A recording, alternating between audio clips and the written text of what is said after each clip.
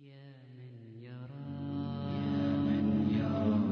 يا من يرى مد البعوض جناحها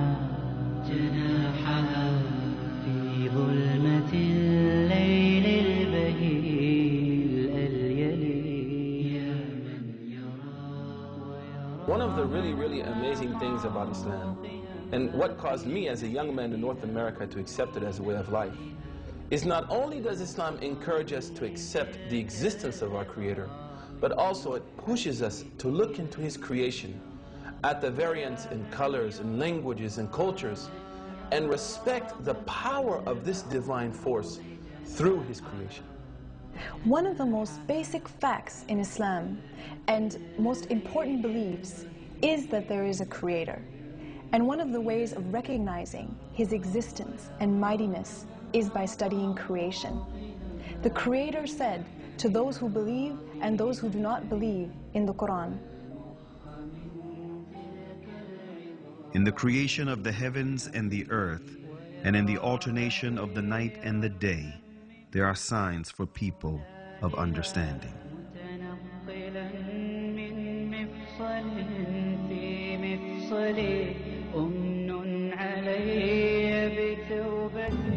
After deep thinking, many ancient and modern philosophers reached the fact of the existence of a supreme being who created this universe and is maintaining it continuously. Aristotle, an ancient Greek philosopher and student of Plato, tried to demonstrate this fact, saying, "We hold, then, that the God is a living being, eternal, most good, and therefore life and a continuous eternal existence belong to the God, for that is what the God is." If people look around them, they will see the intelligent design everywhere and in their own selves. Take the eye as an example. The light reflects on the object and then reflects on our eye retina, where it is transferred into pulses to a place in the brain called the center of vision. And it is probably one of the darkest places in the human body because it is completely insulated from light. It never saw the light. And all the images that we view in our lives are formed in this part of the body, the center of vision. We see all these bright, sharp, three-dimensional images in this part of the body. While thousands and thousands of engineers in TV factories are trying to come up with an image as sharp, bright, and clear, but still they cannot. And if someone claimed that TVs that we have at home just came by chance, atoms accumulated and made those TVs, no one will believe it. But still, some people believe that the vision system came by chance. Same applies for hearing, taste, the way kidneys work, the way livers work, etc., etc. The Creator said in the Quran, "Were they created without a Creator, or were they their own creators?"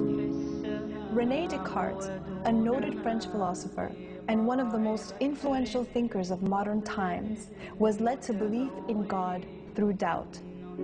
He doubted that there is God, but doubt meant to him that he thinks, which in turn meant that he exists, which therefore meant that he was created. And since he did not create himself, therefore someone else must have created him, and that one should be the source of life. Can I be the author of my being? Or can I conserve myself at the present time? If this would be the case, then the idea of a perfect substance would be caused by my own mind. In order for this to be, I should have to be God Himself. As this, I am clearly not. Infinity is before finitude. Immanuel Kant, one of the most influential thinkers of modern times, who is regarded as the last major philosopher of the Age of Enlightenment, was impressed by all the variations, numerations, and synchronizations in this world that make the existence of an omnipotent supreme being a fact. This present world presents to us so immeasurable a stage of variety, order, fitness, and beauty. Whether we follow it up in the infinity of space or in its unlimited division, that even with the little knowledge which our poor understanding has been able to gather, all language, with regard to so many inconceivable wonders, loses its vigor, all the numbers their power of measuring, and all our thoughts their necessary determinations, so that our judgment of the whole is lost in a speechless, but all the more eloquent astonishment. And in another message which encourages people to reflect upon the signs of the Creator in the universe and in themselves, the Creator says, "We will show them our signs in the universe and in their own selves, until it becomes manifest to them that this is the truth." Bring 12 marbles, number them from 1 to 12, and then put them in a bag, shake the bag and close your eyes and pull out marble number 1. And then pull them all out one by one. Do you know what is the chance of doing that? You need to try about 479 million times to pull them all out in order. So if putting 12 marbles in order is that impossible, what do you think the chances of having this entire universe come by chance, with all its systems, with all the precision, the synchronizations, the variations, the infinite numerations? People think that this can come by chance. Fred Hoyle, a famous English mathematician, expressed the impossibility of formation of higher life forms without a creator. The chance that higher life forms might have emerged by chance is comparable with the chance that a tornado sweeping through a junkyard might assemble a Boeing 747 from materials therein. Every evolutionist's attempt in the 20th century to account for the origin of life have ended in failure. Jeffrey Bada, a professor of geochemistry and a leading advocate of the theory of evolution, confesses this fact in the February 1998 issue of Earth, one of the leading periodicals of evolutionist literature.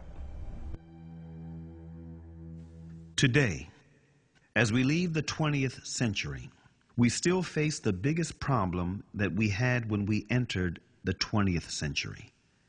How did life originate on Earth?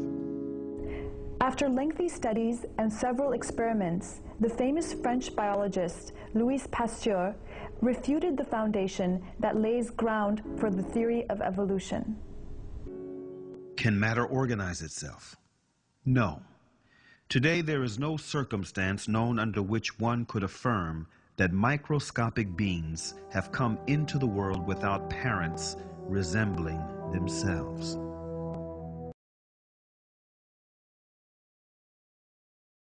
رب السماوات والأرض وما بينهما فاعبده واصطبر لعبادته هل تعلم له سميا ويقول الإنسان أإذا ما مت لسوف أخرج حيا أولا يذكر الإنسان أنا خلقناه من قبل ولم يك شيئا أولا يذكر الإنسان أنا خلقناه من قبل ولم يك شيئا أولا يذكر الإنسان أنا خلقناه